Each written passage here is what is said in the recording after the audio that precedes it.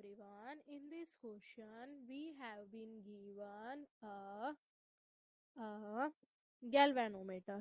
Okay, and the resistance of this galvanometer given to us as 180 ohms. Okay, and the current value at which it shows full deflection is 2 milliamperes. Okay, we have to tell the value of shunt resistance so that it convert into an ammeter.